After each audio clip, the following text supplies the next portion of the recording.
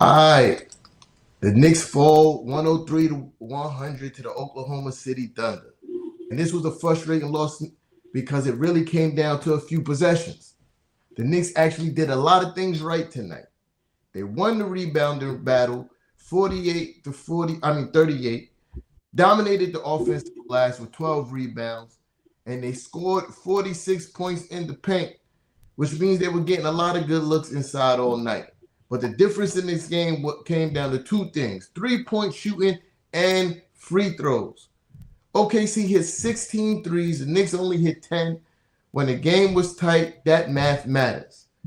And then when you look at free throws, OKC went 21 for 25, and the Knicks went 16 for 22. That swings in a three-point game.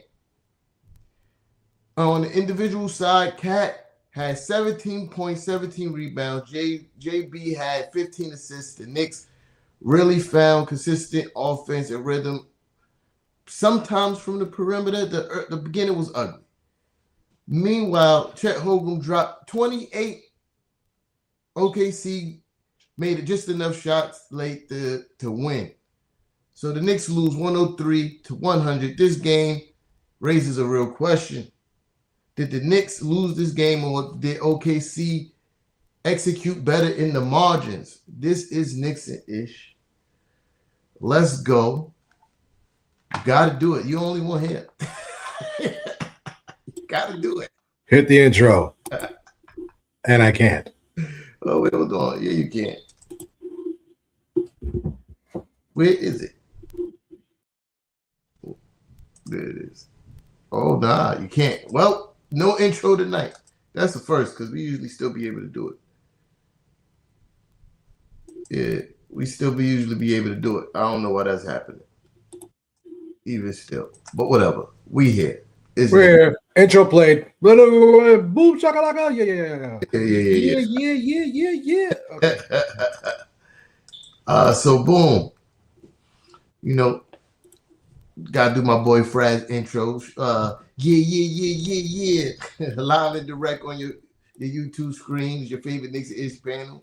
You know what I mean? Including, but not limited to, you know what I mean, the infamous Knickerbocker Ave. And I'm a spark plug, you know, the host, T-Time. Shout out to Kev. He should be on his way. Shout out to my brother Frad and the First Lady, Mrs. Knicks. You know what I mean? Shout out to everybody in the comments. Darlene, as always. You feel me? My guy, Jimmy J1, I see you, my guys. You know what I mean? Michael Brown is in the building. Stephen Kennedy is in the building. You know what I mean? Michael Pringle's in the building. Maddie Smooth is in the building. Yeah, I mean. So boom, as I stated, shout out to whoever that is. Yeah, Brother BKL Sports Entertainment Show. Appreciate the love, brother. Yeah. The intro for some reason is not working. StreamYard is not cooperating with us, I guess. Yeah. It'd be rectified directly. But yeah, you know, like I was saying, tough loss. You know, there's a lot of things we could have done better, but good brother Knickerbocker Ave, talk to me. So tonight's game was what happened? Tonight's game was a tough one because this is a game to be had. The Knicks, you know, they pretty much struggled the entire game, for the exception of that third quarter where they outscored them 40-27, erasing the 15-point deficit. They started matching the intensity. I mean, the Oklahoma City Thunder, they're beatable, but there's that one thing they do right. They play 94 feet for 94 feet, and they defend every single freaking inch of that. They're a very tough-minded defensive team, but I gotta get my cap to the Knicks. The Knicks, matched them, blow for blow in that sense. They took care of the basketball. They limited the turnovers. They dominated the paint, as you noticed, as you said. Brunson had a pretty bad first half, but then he kind of like lifted it up. But 15 assists, that's nothing to sneeze at. And Mikal Bridges did his part. I gotta tout my boy Cat. Cat was a beast on the boards tonight. 9 offensive rebounds. That's coming off a back-to-back. To be honest with you, I mean, it's frustrating because you could have had him. But I know that definitely the Knicks showed you why they're in this this NBA championship contender status. They just showed you why.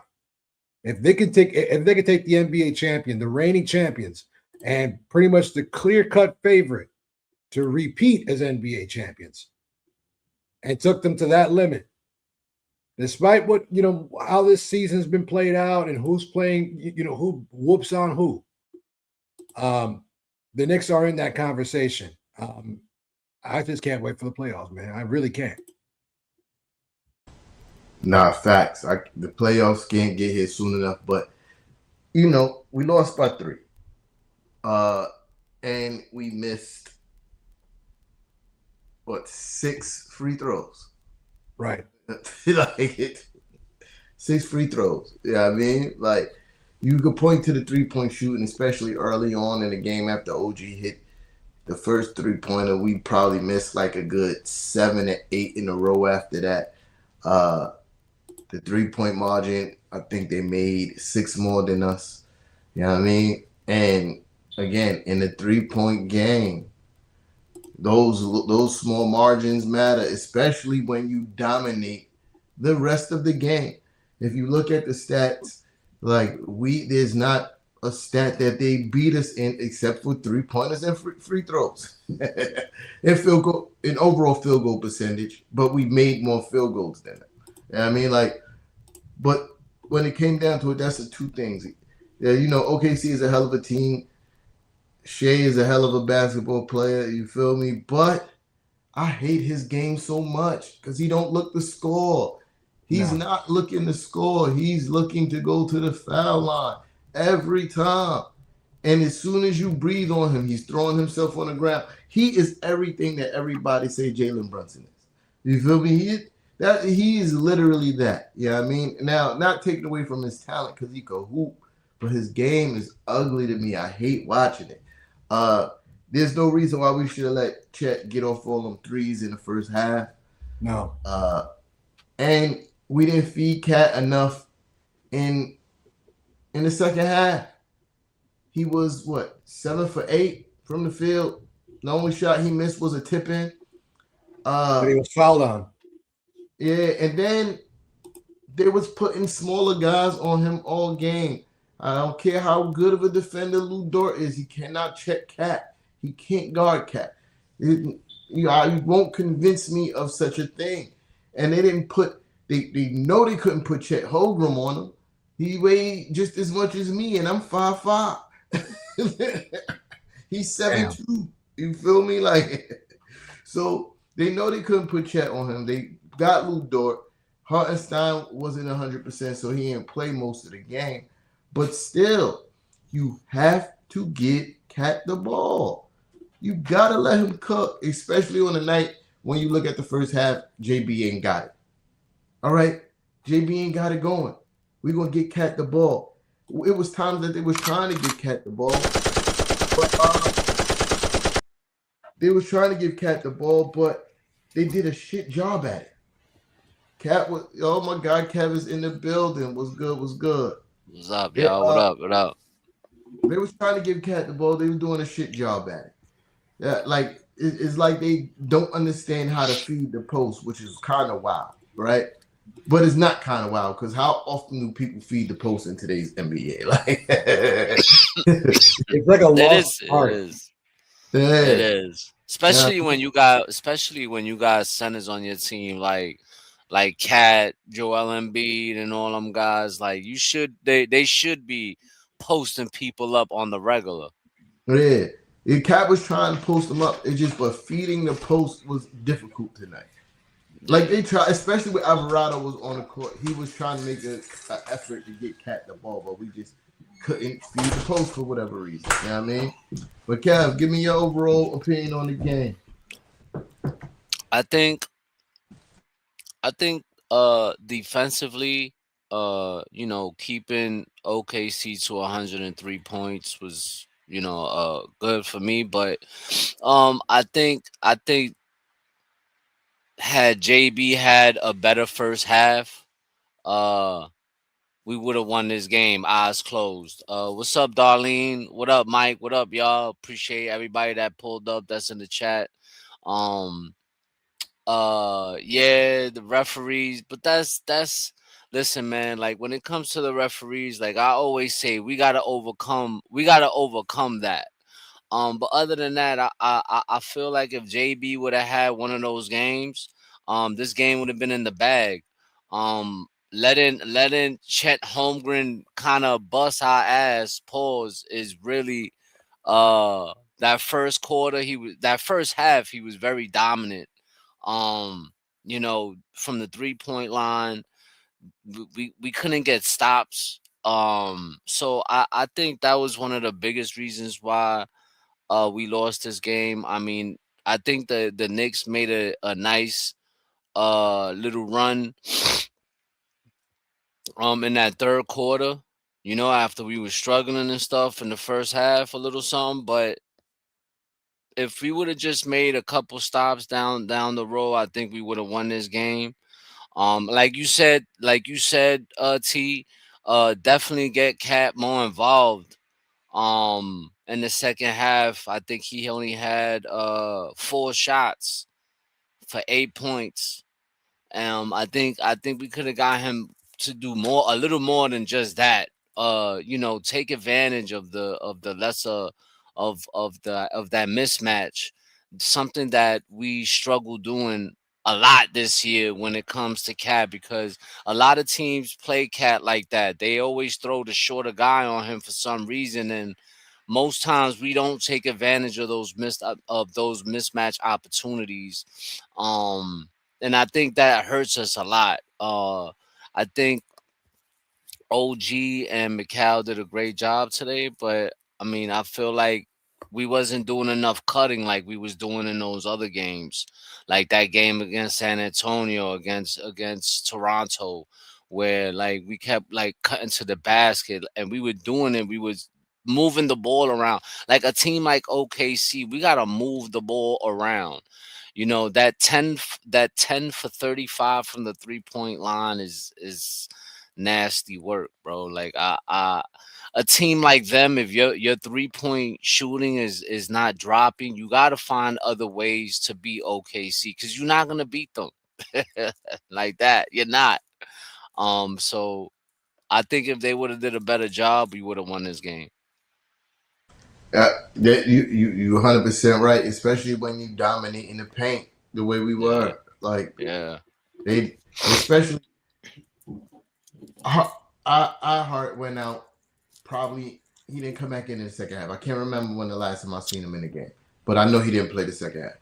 hmm So the only 7-footer they got on the court is Chet Holmgren, but he's not known as uh, a menacing interior defender. You feel me? Like where you have to be like, oh God, Chet's here. I can't drive to the cup. And I think that should have happened more.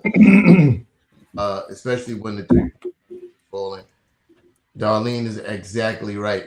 Mo Cheddar should have definitely got more minutes in the second half. Yo, right. And I feel like Alvarado should have got way more minutes than what he got in Yeah. the second half too. Like why would you only play him 3 minutes in the second half? That's So that's I, nasty. the only thing he doesn't really match up with shit. You feel me? Or their wings for that matter, right?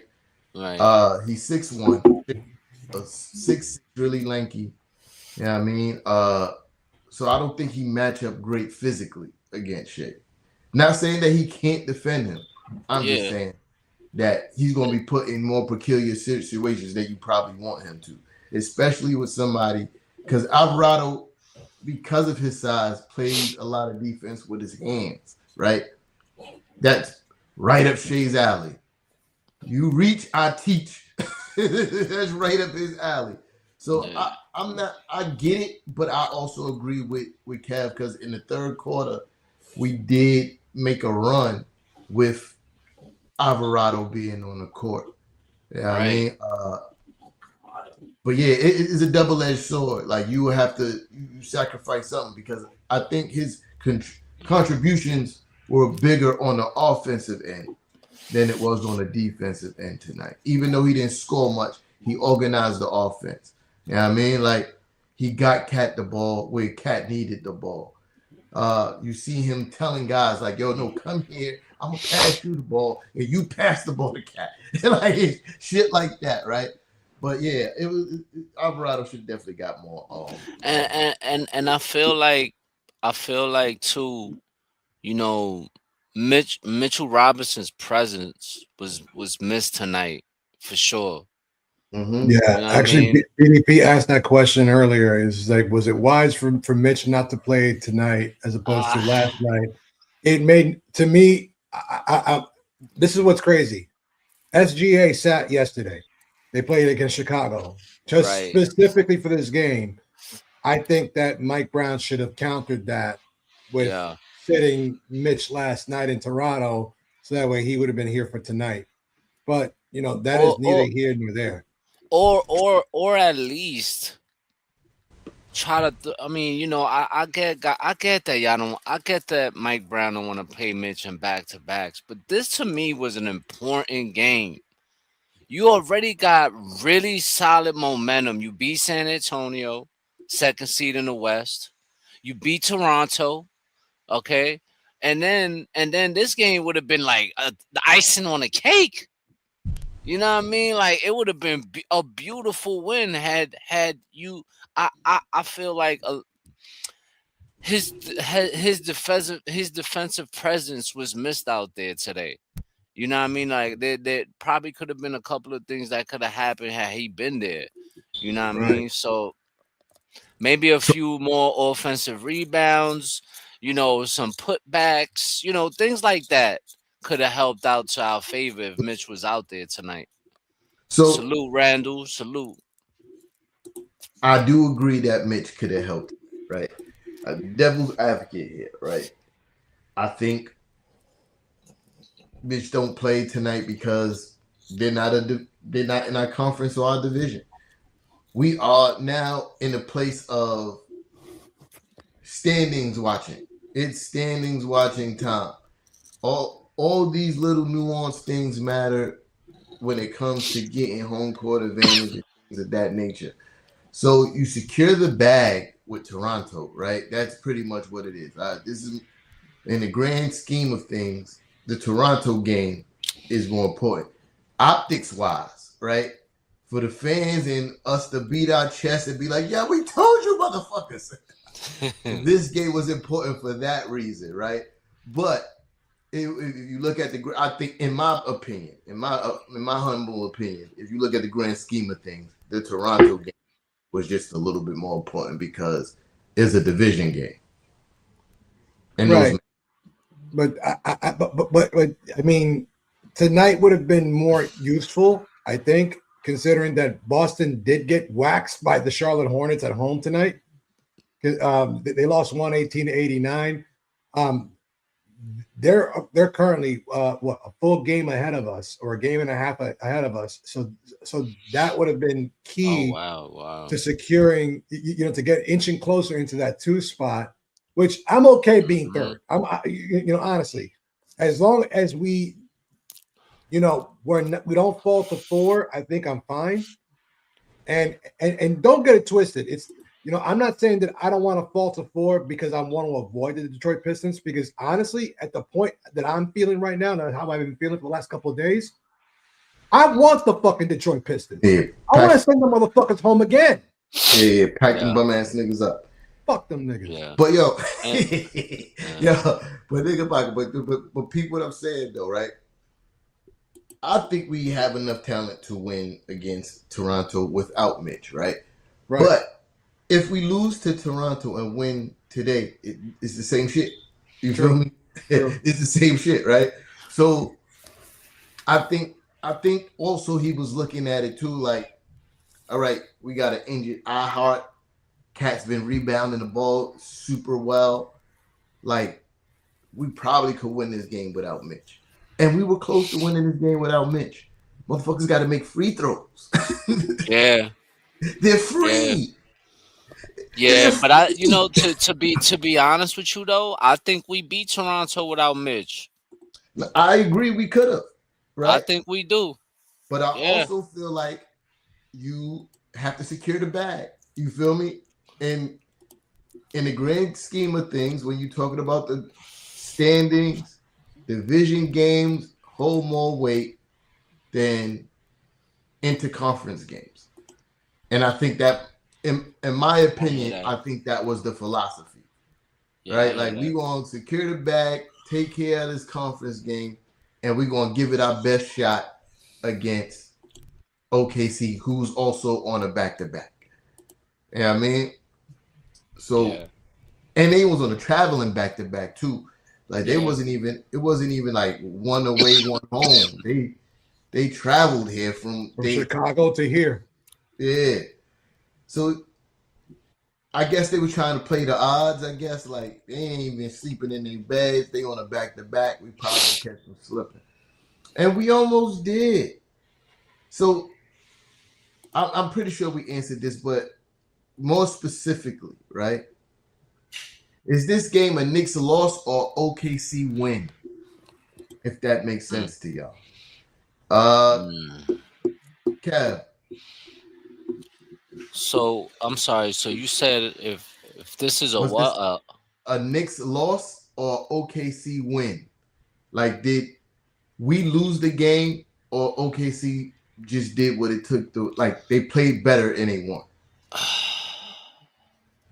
I mean, I think we lost the game. To be honest with you, um, like I said, I feel like if JB would have had a better first half, it would have been a different outcome. His struggles to me in the first half didn't really help. Um, I think at some point, like Steve said, we had a 3 point lead, right? If I'm not Yep. mistaken. Yeah. And we let it, once we had that lead, we had to keep that lead. You know what I'm saying? And I think that once they just couldn't, for some reason, OKC was just playing better basketball than we did, I guess, at some point, and then that's how we lost it. But it is what it is. On to the next. Knickerbocker. The Knicks easily lost this game because at any point, if Oklahoma City wanted to assert their dominance, they would have, and we would have lost by 35. Like we've lost to them twice last year by 30 plus in each game. OKC may have not been playing their best game. They weren't hitting their threes, so we should have capitalized. When we got them into the bonus, we should have capitalized. When SGA got into foul trouble, we should have capitalized. And the only time that they did was in that third quarter when they outscored them 40-27. So I think that if you look at from that from that scope of lens, had the Knicks played a better all around game, they win this game easily. Because OKC just simply didn't have it. You can tell that they were reeling a little bit from last night's game in Chicago. You can tell that the Knicks were also reeling from from traveling back from Toronto. But the reality was the Knicks were with them neck to neck. One extra shot here, one more made free throw here, one more bad call goes our way. We're over here celebrating, talking about fuck these niggas. You know what I'm saying? But at this point in juncture, we're not. But it's kind of crazy to me because I'm looking at our chat, and I'm seeing same two culprits, and y'all talking how we choked, and I'm really just like I'm trying to control myself a little bit because I'm trying to say this seriously, gentlemen, and I say this loosely, gentlemen. When do we crown champions? In June, not on March 4th, 2026. Relax. Yeah. Players will be here in about 6 weeks. Then we'll talk. Yo, so one thing we did try to take advantage of SGA being in foul trouble. The refs just couldn't allow their golden boy That's to be true. on the bench. Yeah, That that's was true. clearly a charge. Yeah. Stevie Wonder could have saw that was a charge. Yeah. But is an ESPN game, national TV. They can't have the NBA's golden boy on the bench. He already spent enough time on the bench in the first half. They couldn't send him back to the bench. And that's not making an excuse for why we lost, even though that is a very pivotal play and moment in the game, because if SGA has to go back to the bench, I believe we win this game, right? Yeah. If he has to sit the remainder of the first half, we win this game, right? But that's not to make a mistake, an excuse. But yeah, it's a lot of things. I feel like we lost this game. Like I said, free throws is supposed to be the easiest part of the game. Yeah, 6. Mitch wasn't even playing to blame most of those misses on Mitch. Like, yeah, these are guys who actually shoot the basketball for real. That's missing free throws. Landry Shamet, Mikal Bridges, JB, missing free throws. It shouldn't happen. It's the easiest part of the game. We make 3 free throws, we in overtime. We make 4 of the 6 that we miss, we win the game. Like, it's just that simple. It's simple math. It's the easiest part of the game, and that's why we lose. But somebody did say it in the chat. I don't believe we choked, but once we got that 3-point lead, we was definitely supposed to put our foot on their neck. You know what I mean? Definitely. But it's also very difficult, right?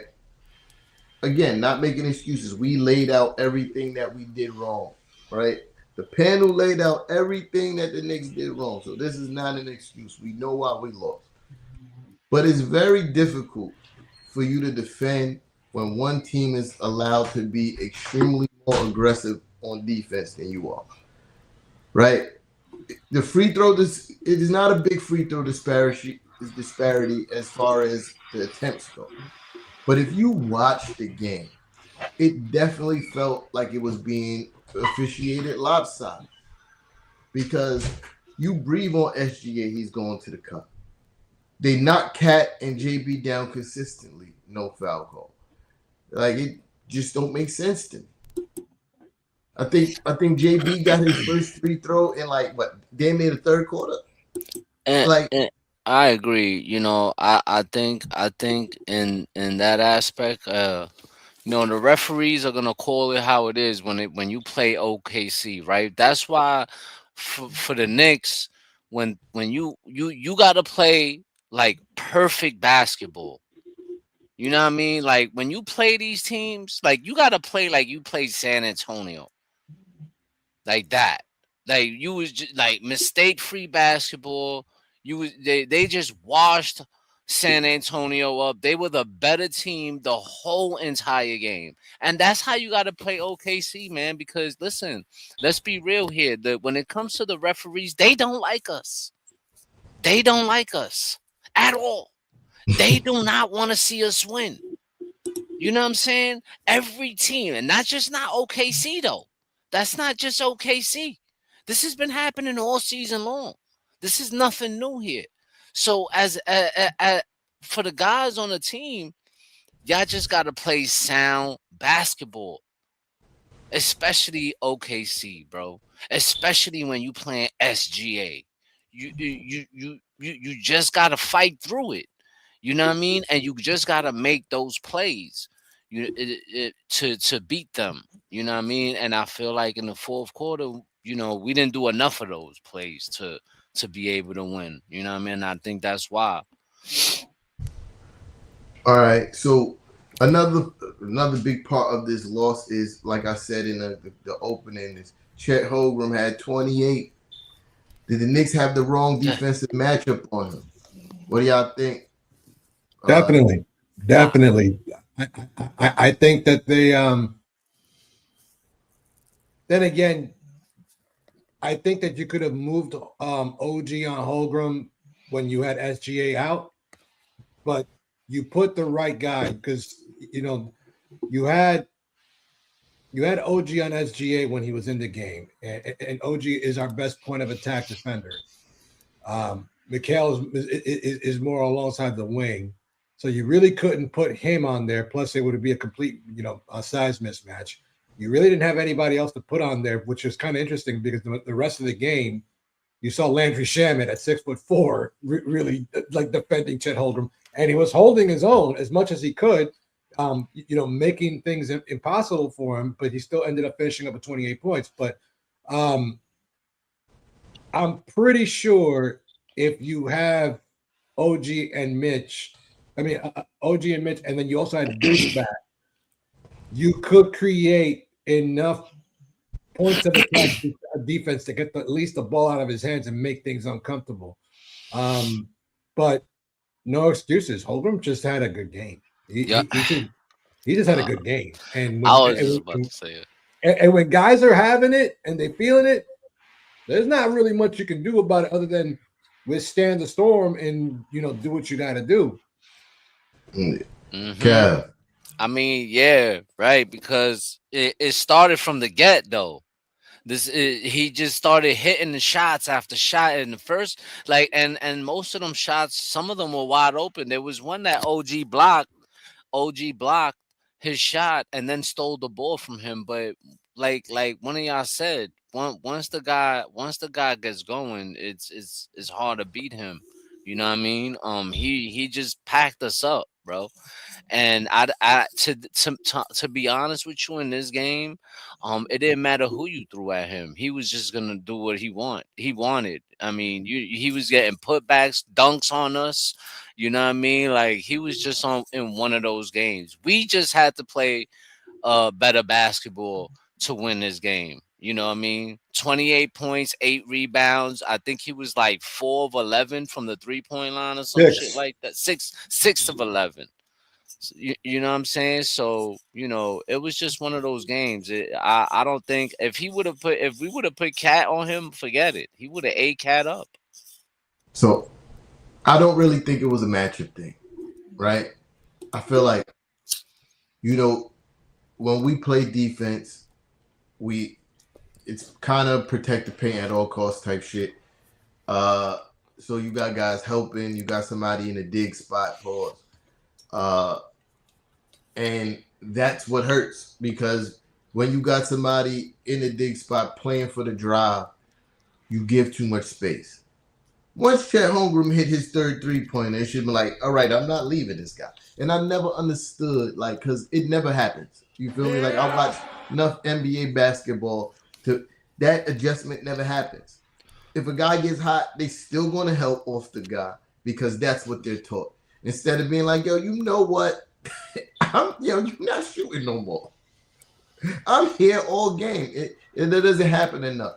I don't think it was more of a matchup issue. I think it was more of we just gave him too much space because of the help, because of our help defensive scheme.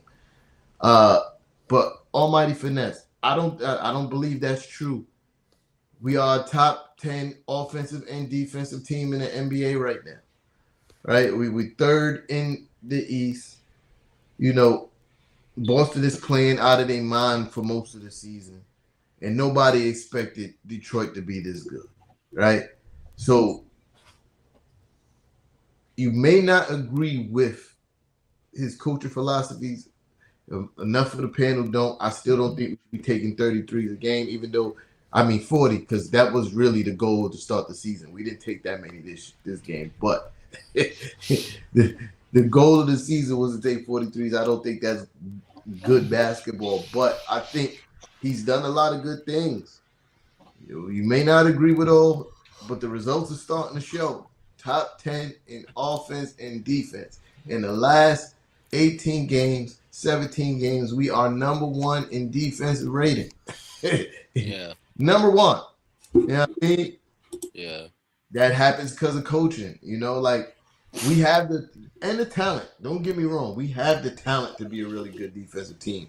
We're blessed with the Landry Shamits, the OG Ananobies, the Mikal Bridges, the Jose Alvarados. Those things help a lot. But it's also defensive scheme too. He's not a bad coach. He might not be the greatest coach. You feel me? He might not be the best, but he's not a bad coach. I can't let that one fly. He's the Knicks head coach. I got to defend him a little bit. Almighty finesse, I'm with you 100%. you and me, we here, bro. We here. But I tell you one thing. I was happy he got a tech today. That was one of my complaints. Yo, I was shocked, man. I was shocked. What is that? His first one? His first one all year, yo. Word. But that was a well-deserved one. If it was anyone that deserved him to get a tech, it was that non-call on the offensive foul that led to a bucket. Like, yeah, I was very proud of Mike Brown. I'm sorry, but I know we're not supposed to be doing this anymore. But if T were here, he'd have been on like his 19th or 20th by now. He'd be paying the NBA some kind of suspension or fine or some shit. The thing is that though, Coach T, right? He used to curse the coaches, the referees out but they never gave him a tech hardly. Because he get right to the line. Right. Like, all right, I made my point. Yeah, right. Like he knew what to stop. You know what I mean? But he was gonna curse them out and say all kind of shit. You know, what the fuck are you doing? What the fuck was that? Da da da da da. Yeah. And then stop. So I'll fuck you up, you fucking fuck. All right, I got to my piece. So you know Tibbs' favorite line, Jesus fucking Christ. His favorite line. Nah, but yeah, you know, I was happy. Forgive him, Lord, for he did not know what he do. I'm just repeat what Coach Tommy T said. That's not my line. That's Coach Tommy T line. But yeah. You know, I was happy Mike Brown caught a tech today. It's much needed, especially when you watching the way your two-star players is getting, you know, not getting a fair whistle. You feel me? Like, even if you don't want to get a tech in a game, sometimes you do have to get behind when you're doing your coach's interview at the end of the games. Sometimes you have to take that fine, man. Like, the rest sucked. Yeah. You a millionaire, gang. They pay you handsomely. You'll be all right. A couple grand ain't gonna hurt you. And you know, like Dolan's gonna pay it himself. But you know, it's the show your players that you got their back. Yeah. You know what I mean? Like show some kind of like, you know, like you feel like get angry, bro. I want to see players and coaches holding you back in a game.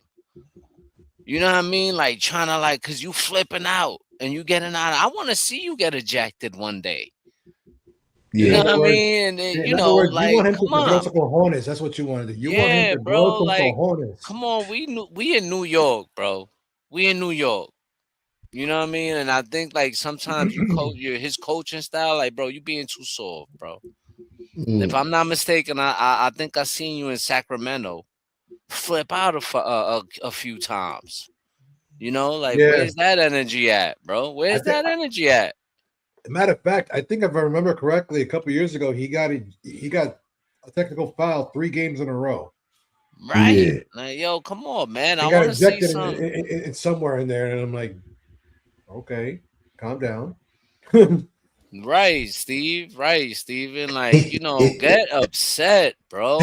You know, like, and that's the thing. Like, I really feel like, you know, the players, you know, there be times I watch and I feel like JB be looking at him annoyed.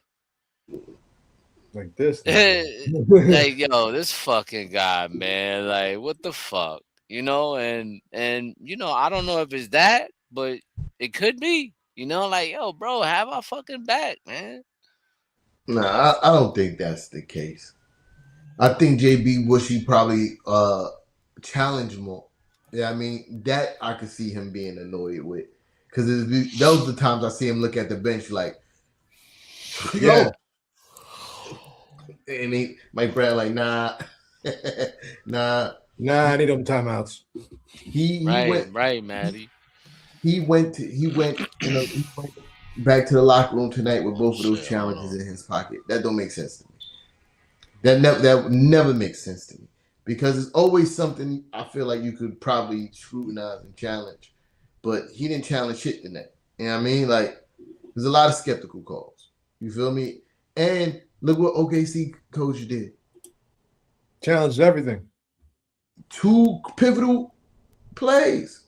That OG Anunoby and 1. That was a Offensive foul. pivotal play. And I forgot what else he challenged. But that was That also was an out of bounds play. yeah, also a pivotal play. You got challenges, use them. And you went home with a timeout in your pocket. What's the sense of having them if you don't use them? The crazy thing is that Oklahoma City, their head coach leads the league in coaches challenges. But Mike Brown is like 5th or 6th. Bro, I feel like OKC, that guy, their coach, he doesn't get enough credit, to be honest. He should get way more credit than he does. But I was gonna say, not to like switch it up, but Mo Diawara, right? yeah. 19 years old. I think he was I think in the first quarter he hit his first 3-point shots. Right? 9 points. Boom. Like at one point, when do we involve him more into the offense? I mean, I think we do at times, but in a game like this, how come we didn't go that route? Because he was on. Yeah. He was on one, bro. Yeah, I agree that he should have got more PT. Definitely agree. The only thing I could say is probably, he is a line of people that got to get minutes in front of him. like who minutes does he take? That is the question. Well, if you ask our comment section, immediately the first name that pops up is Josh Hart. That don't make sense. And that's what would be my response to them, because Josh Hart defends, Josh Hart rebounds, Josh Hart does all the things that Mo Diawara is still learning how to do. And Josh Hart initiates offense. Right. He initiates a lot of our. And what Stephen Kenny just put right now, he went 4 for 11 for the field. That's not what he's here for. Right. Yes, you would like him to score more, but remember all the other things that he does that doesn't necessarily contribute or pop up on a stat sheet. He hustles, he defends, because there's no way to freaking to add a metric to defense. He also went 4 for 11, but he also had 12 rebounds and 3 assists. Right. But he only played 25 minutes. He had 12 rebounds in 25 minutes. Come on. But I'm pretty sure there's a way. There is. You know what I mean? Like Mike Brown needs to because his shooting is important to us. Him shooting 40% from the 3-point line, bro. I keep saying it. I keep saying it, bro. Every time he shoots that ball, I'm very confident. I feel like he's gonna make it every single time. That's how confident I am. I think that what Mike Brown should be considering and doing is that what he does in the first half, which is where he starts to stagger the lineup and add guys like Alvarado and Diawara and things like that. I think that he really needs to start doing that a little bit more during the second half. Because if you do notice, in the first half, you will see everybody, but the second half, it's strictly the starting 5 and then the top 7. You're not seeing a lot of staggering the lineup, for the exception of adding a Mitchell Robinson, because he adds the rebounds and shot blocking. But aside from that, I think that you need to start staggering Mo into Mo. How do you call it? Mochetta, Mobetta, something like that. Yeah, Mochetta. So if you start to stagger him into that lineup and start to trust him in those crucial situations, you will get to see the 20, 30 minutes, for DOR, and he'll start averaging double digits.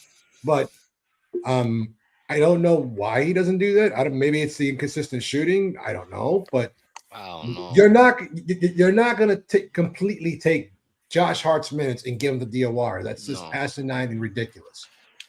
And I don't know if he's trying to like say Josh Hart is a liability on offense. I mean, That's what he's trying to say. I don't understand. Like, I don't understand how that is, because if anything, he's the one that's pushing the pace. When he got the ball in his hand, he takes off every single time. He finishes at the rim at a high rate. His 3-point shooting is way better than previous years. So how is his offense such a liability to you, Steve? I don't understand that, bro. Yeah, I stopped reading once he said he had 25 minutes doing cardio, and that man. I don't understand that, bro. Like even like the hustle plays that he makes, anybody that could see a guy that's 6'4". Steven, I'm glad you're not the coach. Right. 6'4", making all these hustle plays that over guys like that are 6'8", 6'9", 7 feet tall. Like these guys.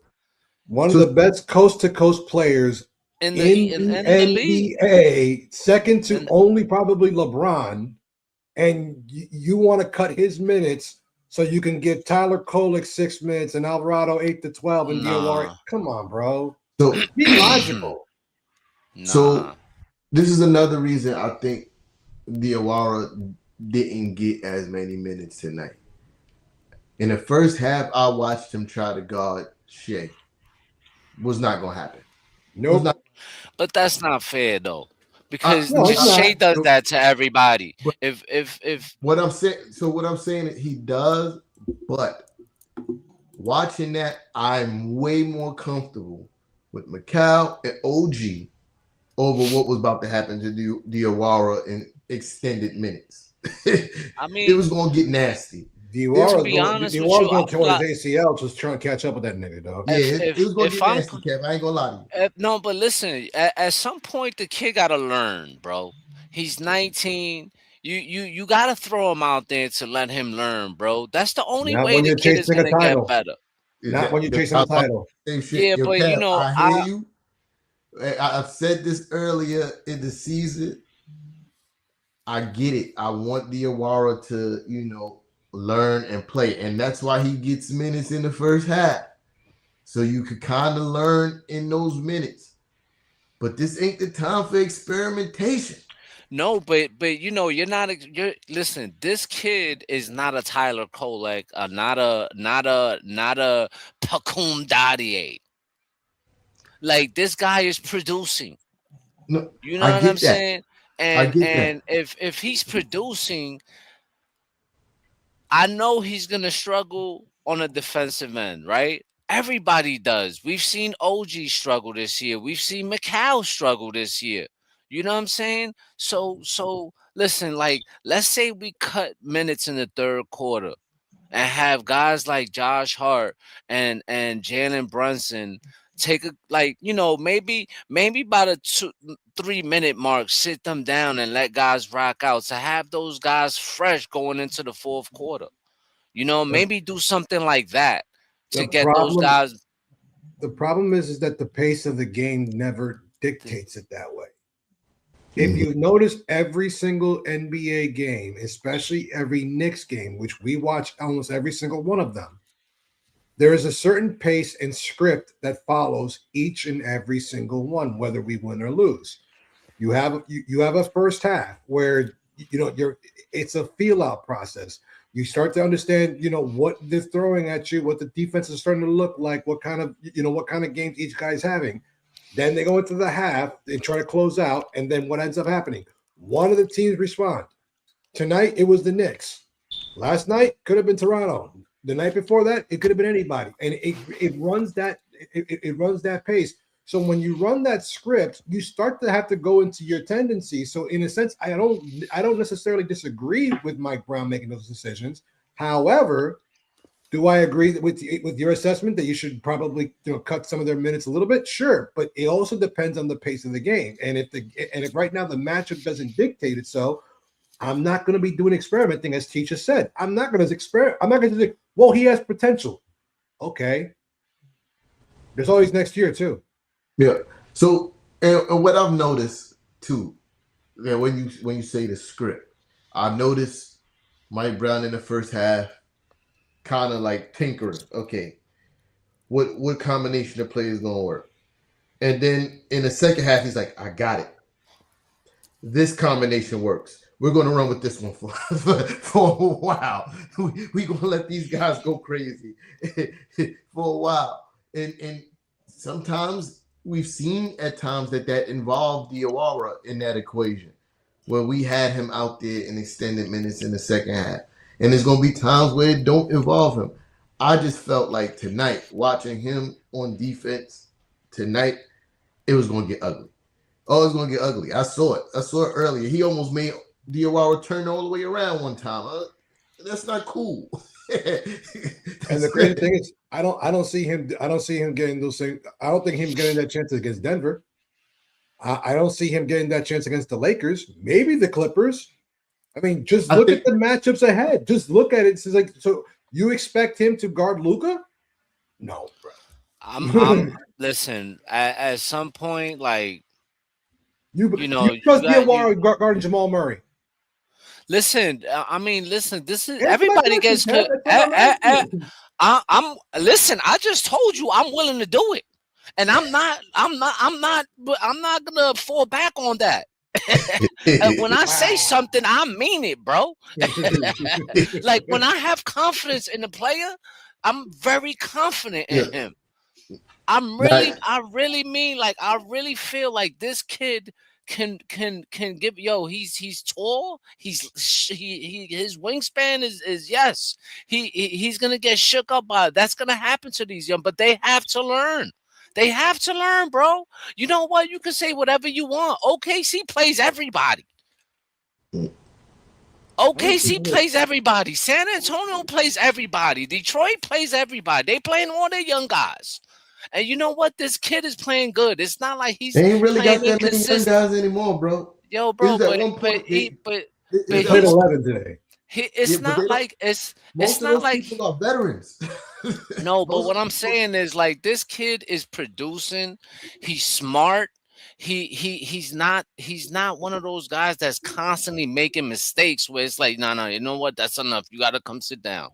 Nah, he's not doing that. So if I have to take a chance out there and give some of our guys some rest too, yes, I'm willing to do that, bro. I'm willing to put him on a Jamal Murray, a Luka, a whoever.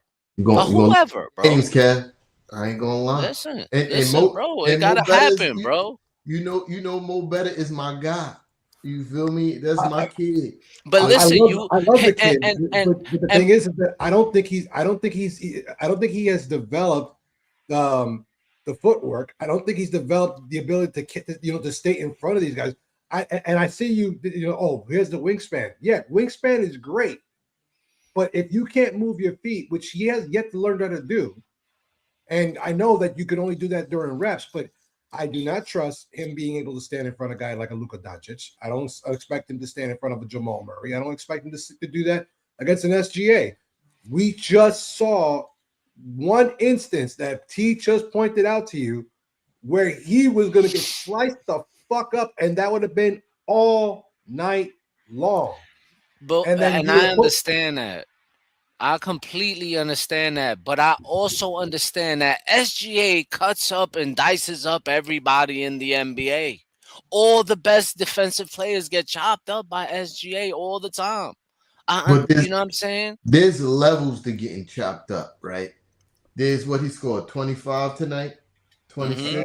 26. And then there's scoring 36. There's scoring 40. There's a difference. You feel me? And I'm not saying that all of that fell on his shoulders, but you in a game like this, you have to try to mitigate the damage when it comes to what SGA could do offensively. And You saw every time SGA got off the bench, who came back in the game? OG. OG Anunoby. OG. Yeah. So I think that's more of what it was. I think Mike Brown was just going on what he felt the best matchup was for. Yeah, Champ was definitely the problem. Also, I you feel like if Mitch was out there today, he could have probably locked up Champ. have to consider this is that OG Anunoby is a veteran. He's been in the league now 7 or 8 years, so he knows how to defend and how to cheat, in certain situations. So he would know how to get away with it. Mo, unfortunately, because he's a rookie, he doesn't know any of those things. No, and I don't care how many times OG and Mikhail and Alvarado and all of them teach him how to to defend in practice. You gotta have to get live reps, and you gotta be able to see where referees are positioned for him to learn those kind of things, because even the best defenders cheat. They all foul, they all do things and get away with things. OG is just very good at what he does. Mo hasn't had that exposure yet, and I'm sorry, as much as I want to get him as much development as humanly possible, here's the reality. Like Teach said it a little while ago, I'm going to keep on reiterating his words here. This is not the time to be experimenting. Yo, I'm and the thing is, I also feel like you do learn. He did learn something. He still got in. It may not have been the minutes you wanted, but he played. Nah, he did. He got cooked up a little bit. That's a learning experience. I know I won't do that shit again. You feel me? But I also feel like we went with the matchups. I feel like Mike Brown went with the matchups. I feel like he found the formula that worked. That's why we were able to come back from 15 or 16 down in the second half to make this a game, because he found the formula that worked for him. Just tonight, it didn't involve Mo Diawara. You know what I mean? Like I said, we've seen times where he's like, all right, Mo got it going. He matches up well defensively on whoever he's guarding. Let him cook. You feel me? Against San Antonio Spurs, he was out there. He only played 15 minutes, but he shot 11 threes and nobody said nothing. Nobody, they let him cook. You feel me? Go ahead. Knock yourself out. You feel me? But sometimes it's just not his night, and that's my kid. I want him out there too, but I want to win more than anything. And I feel like tonight, even though we still lost, I don't think with him on the court would have gave us the best opportunity to win. Starting off the game 3 for 3. Yeah, that's nice. I think that would have gained him way more minutes than what it got him, bro. Okay, fine. You know Then cut some. Tonight. But Kev, tonight who played the most minutes? Mikal Bridges. He played 40. You could have cut some of those minutes. You could have cut some of those minutes. All right, if you cut some of those minutes, then who you leaving open for so that DWR can play? And then how do you play the rotation, and who's playing the switch, and who's going to be your point of attack? That it's like those are the kind of things that I understand. And I don't completely disagree with you. I don't. And let's be honest, 13 minutes off the bench is kind of normal. That's kind of normal minutes for bench players, especially one that is a rookie. But those are productive. Shaman had 31. But he's a vet. Shaman had 31 minutes. Did you see Shaman play today? He played great. 5 of 9. Shaman is playing out of his mind. You know why he got 31? Shaman was out there hooping on both sides of the court. But I would have cut some of Mikhal's minutes. You know what I mean, and cut, because you listen. You would have never knew what he would have gave you throughout the game, bro. The way he started off the game, it was like, all right, this kid has got his shot was dropping. Yeah, listen, I get it, but also, I don't know if that would have. He's not going to shoot 11 threes again, right? No. He's not going to do that, right? So. Then it becomes what he shot 4 even shots. JB played 38 minutes.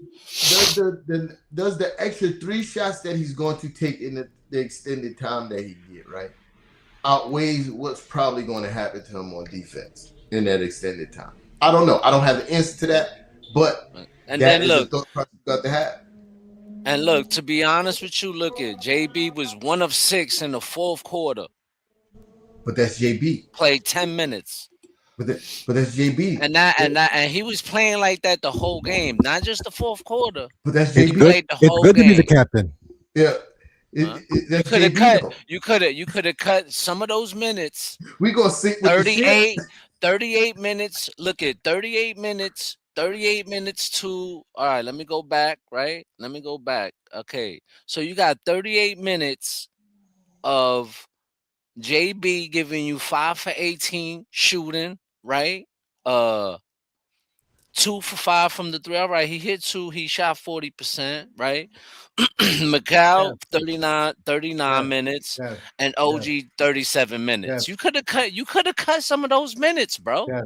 Kev, I'm sorry, I have to ask this question. Is Mohamed Diawara going to give up 122 million?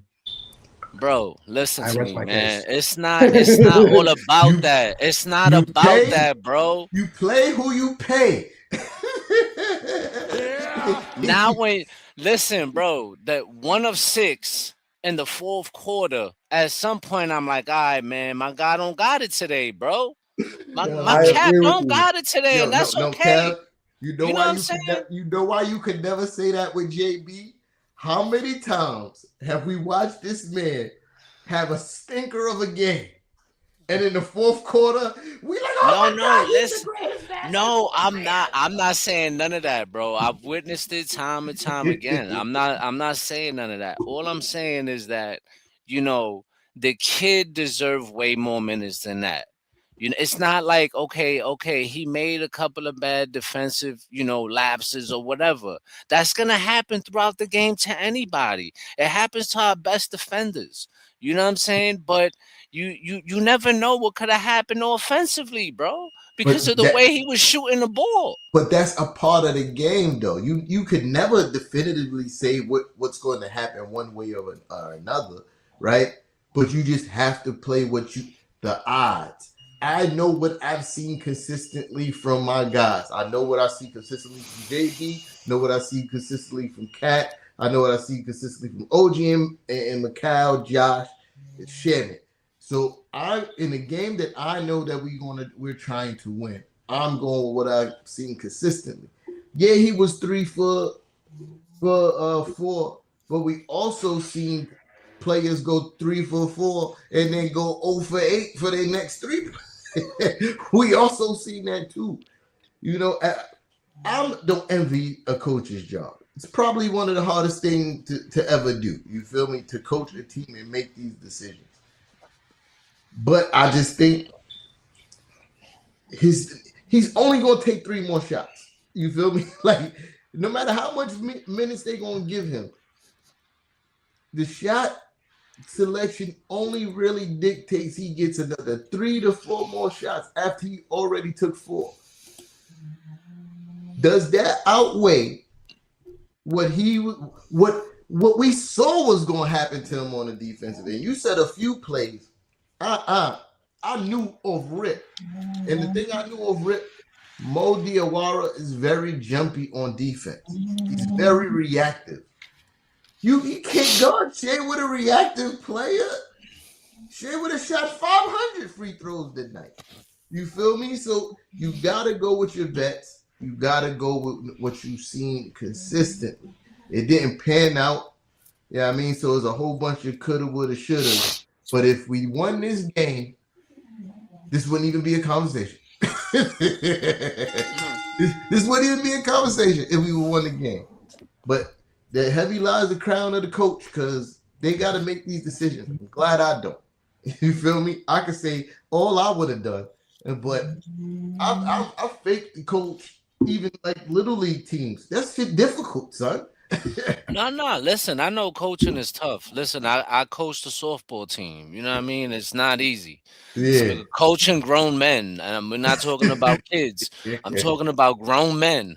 coaching grown men is not easy at all. It's tough. You know Yeah. what I'm saying? It's a Like pain in the a ass. pain in the fucking ass. I had to deal with that shit, and it was not easy at all. I had to deal with all kind of attitudes, guys coming late, guys saying they come and don't come, like all kind of shit, bro. You know what I mean? And sometimes a lot of the fees they come out of your pocket because you the one coaching the team. If they don't decide to come, then you gotta whatever. It's long story short, I get it. You know what I mean?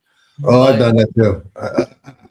I it's coached the softball team, co-ed, but a whole bunch of adults. You would think right, that they would know how to be there, but for whatever right, reason, right. Yeah. Right, right. Nah. It's a hard thing to deal with, but But okay, one last question before we get up out of here. Right? What does this game tell us about the Knicks against elite teams like OKC? We already spanked the Spurs, but you talking about the defending champs now. What does this game tell us? I forgot who went first last time, so whoever feel like go going. ahead, Av. You could hit it off. what does it say about the Knicks?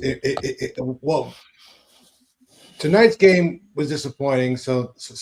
But it does say a lot because of what this stretch does mean. The Knicks have won 15 of the last 20 games.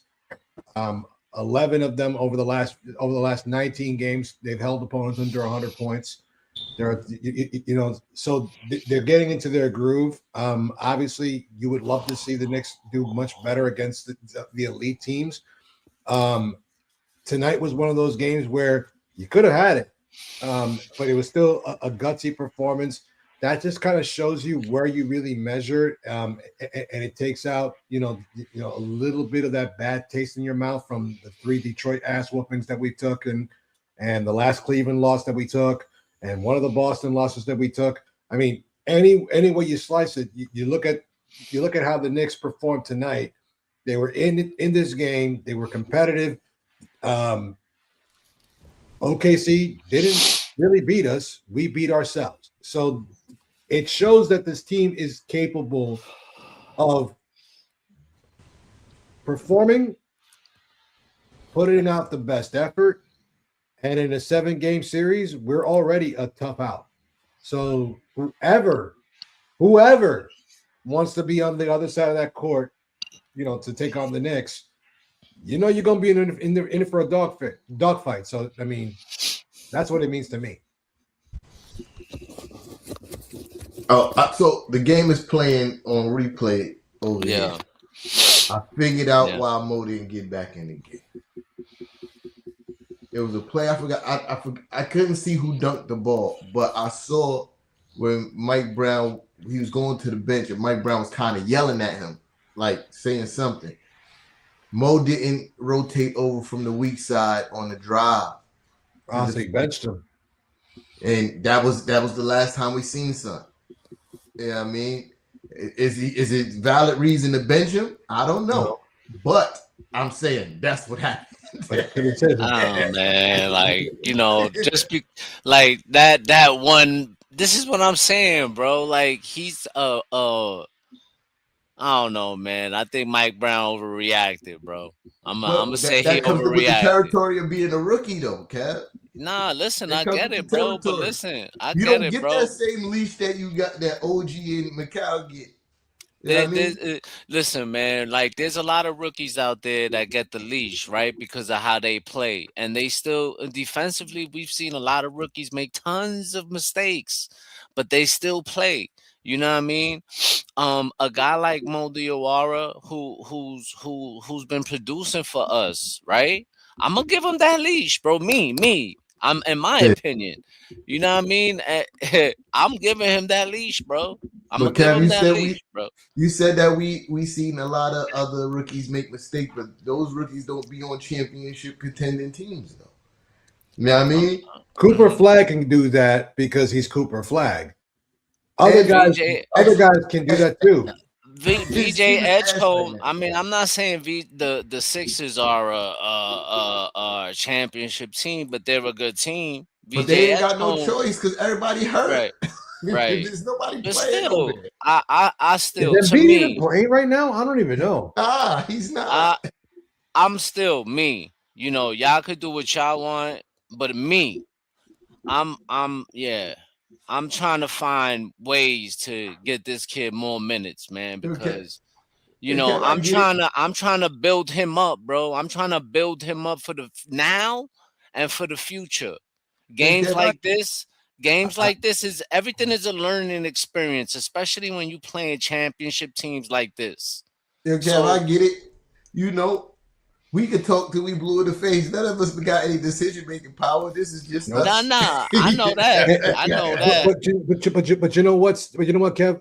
I agree with you to that degree. But here's one thing that'll make him feel better if he has a ring on his finger. For sure. No, of course, of That'll course. I But think he will ride the pine the rest of the But season if he has a ring on his But finger. listen, we we all could all go back and he can learn from games like this. From games like this. Not Games not like this. not disagreeing with you at all. But I think that because this game has so much height to it, it wasn't a game for him to kind of be to be experimenting. I mean, maybe if you're playing a game against like the Charlotte Hornets, and it's a bullshit game. It's a game against like the Sacramento Kings, which we'll see in due time. Maybe on the road trip you'll see some of those issues. Hell, I would not be surprised if on Sunday we see him guard LeBron James for a couple of possessions. But aside from that,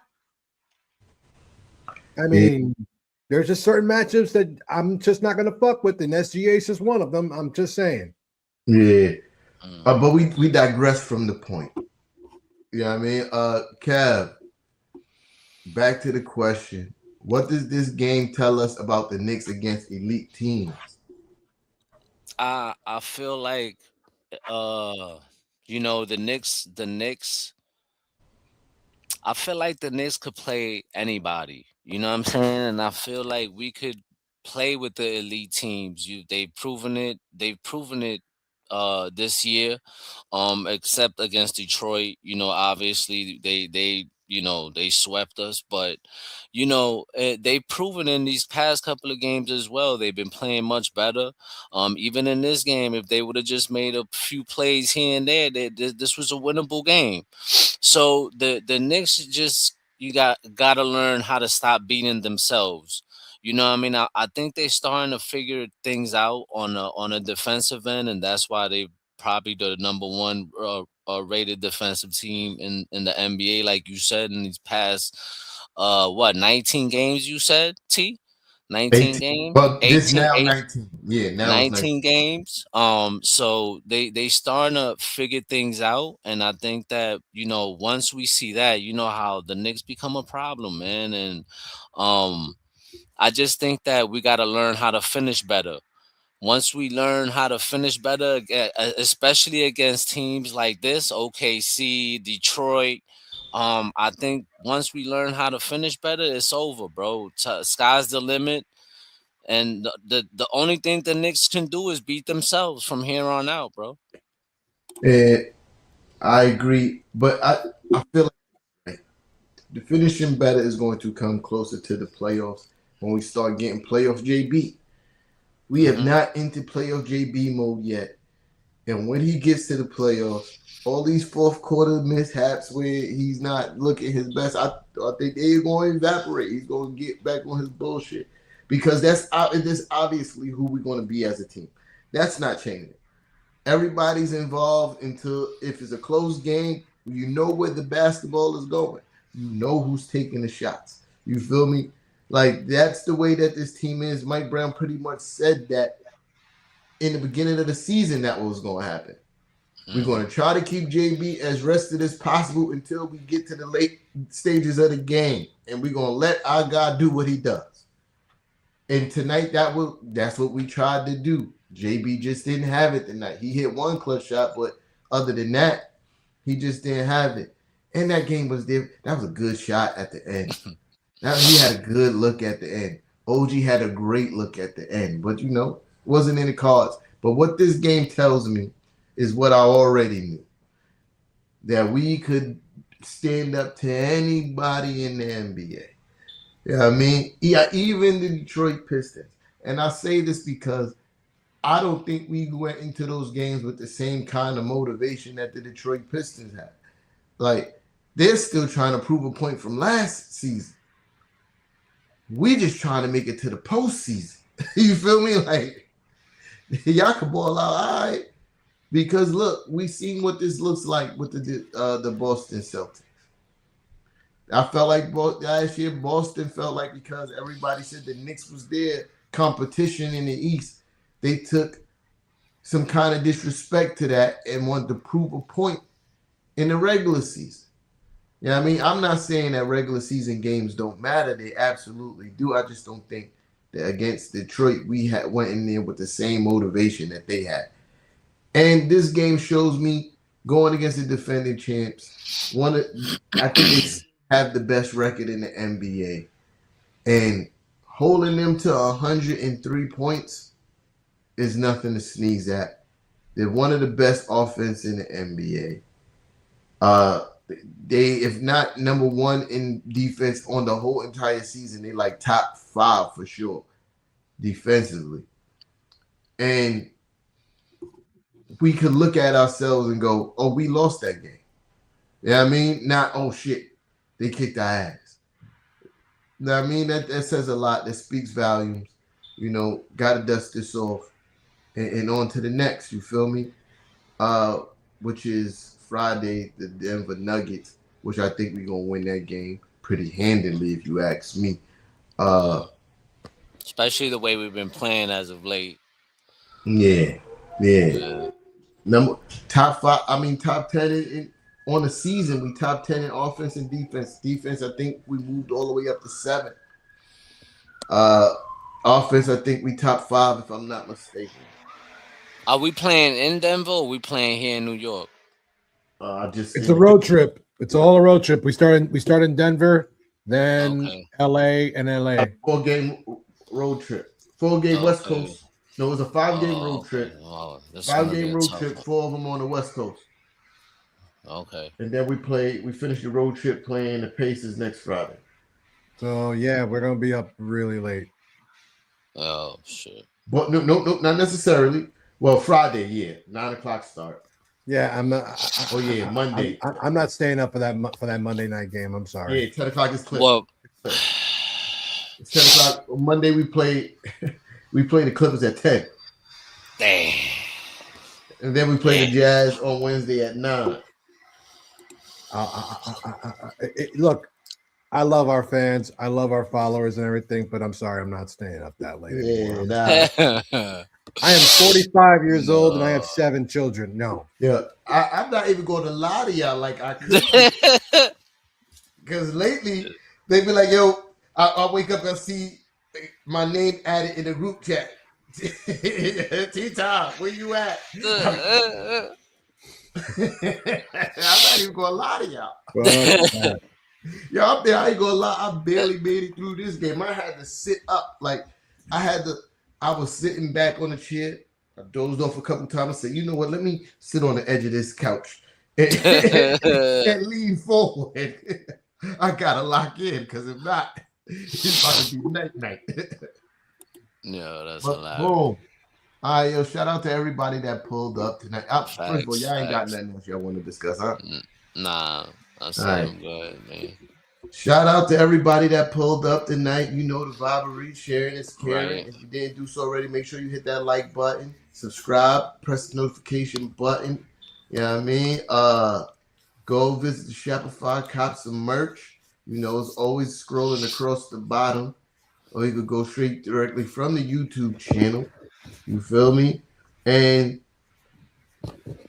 wait, what we said 9:00? Yeah, we see you Friday. Hopefully we'll be here Friday.